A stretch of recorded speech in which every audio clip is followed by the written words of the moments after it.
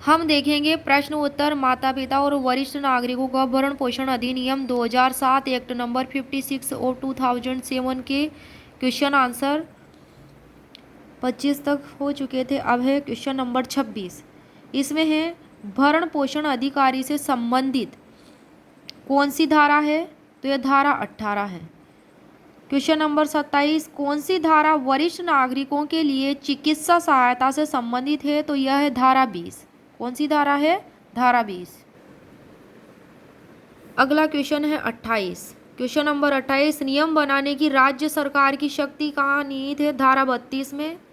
Question number 29 है निर्देश देने की केंद्र सरकार की शक्ति कौन सी धारा में है, तो धारा 30 में दी गई है।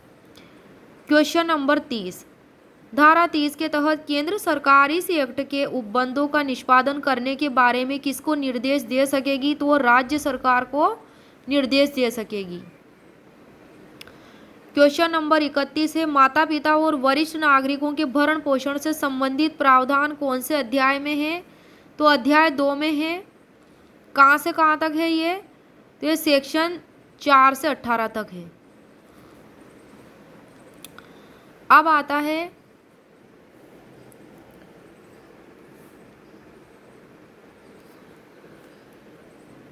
चार से 18 तक क्वेश्चन नंबर 32। जहाँ कोई दावा अनुज्ञात किया जाता है वहाँ ब्याज का अधिनिर्णय कौन करेगा, अधिनिर्णय होगा, वहाँ ब्याज का अधिनिर्णय होगा, तो यह धारा 14 के तहत होगा, सेक्शन 40 के अधीन। क्वेश्चन नंबर 33, सेक्शन 14 के तहत साधारण ब्याज का निर्धारण कितना होगा, 5% से कम और 18% से अधिक नहीं होगा।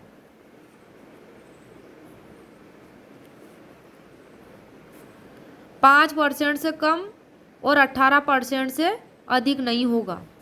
क्वेश्चन नंबर 34, संपत्ति कहाँ परिभाषित की गई है, इससे क्या अभिप्रेत है।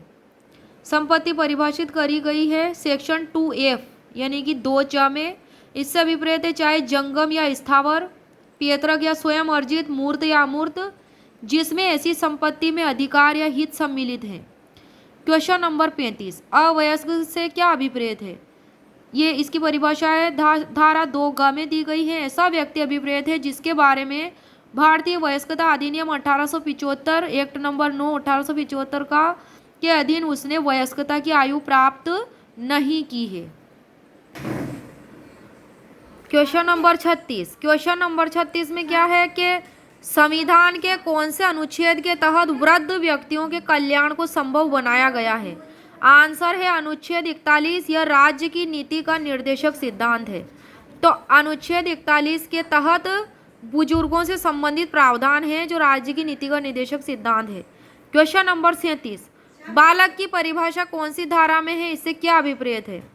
धारा 2 में है बालक की परिभाषा कि इसके अंतर्गत पुत्र पुत्री पौत्र पौत्री है, इसमें कोई अवयस्क सम्मिलित नहीं होगा। क्वेश्चन नंबर 38, क्वेश्चन नंबर 38 है माता पिता व वरिष्ठ नागरिकों के भरण पोषण से संबंधित अध्याय व धारा कौन सी है, तो धारा 4 है, अध्याय 2 धारा। क्वेश्चन नंबर 39, इस एक्ट के अध्याय 2, इस एक्ट मतलब MWPSC एक्ट के अध्याय 2 में कितनी धाराएं हैं, तो इसमें कुल धाराएं 15 हैं और 4 से 18 तक दी गई हैं। क्वेश्चन नंबर 40 है भरण पोषण के लिए आवेदन कौन सी धारा के तहत किया जा सकेगा, तो धारा 5 के तहत किया जा सकेगा, सेक्शन 4 के अधीन। अब है क्वेश्चन नंबर 41, भरण पोषण के लिए आवेदन कौन कर सकेगा। नंबर 1, आंसर नंबर 1 है किसी वरिष्ठ नागरिक या किसी माता पिता द्वारा किया जा सकेगा आवेदन। दूसरा पॉइंट है यदि वह अशक्त हैं, ऐसे वरिष्ठ नागरिक या माता पिता, तो उसके द्वारा प्राधिकृत किसी अन्य व्यक्ति या संगठन द्वारा। तीसरा बिंदु है अधिकरण स्वप्रेरणा से संज्ञान ले सकेगा। क्वेश्चन नंबर 42 भरण पोषण के लिए मासिक भत्ते और कार्यवाही खर्चे के लिए किसी आवेदन का कितने दिनों के भीतर निपटान किया जा सकेगा, तो ऐसे व्यक्ति के आवेदन की सूचना की तामील की तारीख से 90 दिन के भीतर कितने दिन के भीतर? 90 दिन के भीतर।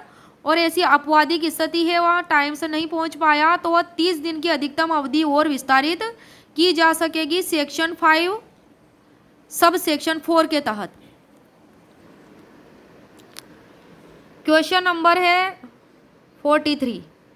धारा 5 की उपधारा 5 के अनुसार उपधारा 1 के अधीन कोई आवेदन फाइल किया जा सकेगा? तो आंसर है इसका उपधारा 1 के अधीन भरण पोषण के लिए आवेदन एक या अधिक व्यक्तियों के विरुद्ध किया जा सकेगा। क्वेश्चन है 44। ऐसे बालक या नातेदार भरण पोषण के लिए आवेदन में किसे पक्षकार बना सकेंगे? तो आंसर है माता पिता का भरण पोषण करने के लिए दायी अन्य व्यक्ति को पक्षकार बना सकेंगे अन्य व्यक्ति को। Question number 45। धारा 5 की उपधारा 8 के तहत भरण पोषण भत्ते और कार्रवाई के खर्चे के असंगत शेष भाग के लिए कारावास की अधिक अवधि कितनी होगी? 1 माह तक का होगा कारावास। Question number 46। यदि जिस तारीख को रकम शोध्य हो जाती है अधिकरण को उस रकम के उद्धरण के लिए आवेदन कितनी अवधि तक नहीं किया जाएगा? तो आंसर है 3 माह की अवधि के भीतर। धारा 5 की उपधारा 8 के परंतुक में दिया गया है 3 माह की अवधि के भीतर नहीं किया जा सकेगा ऐसा आवेदन। क्वेश्चन नंबर 47 है कि अधिकारिता और प्रक्रिया से संबंधित धारा कौन सी है? तो धारा 6 है और इस धारा 6 में भी 6 उपधाराएं और एक स्पष्टीकरण दिया गया है। क्वेश्चन नंबर 48 है धारा 5 के अधीन धारा 6 के तहत बालकों या नातेदारों के विरुद्ध किसी जिले में कार्यवाही कहाँ शुरू की जा सकेगी? फर्स्ट पॉइंट है जहाँ वह निवास करता है या उसने अंतिम बार निवास किया है। दूसरा पॉइंट है जहाँ बालक या नातेदार निवास करता है। धारा 6 की उपधारा 1। क्वेश्चन नंबर 49 धारा 5 के अधीन आवेदन की प्राप्ति पर आदेशिका कौन जारी करेगा?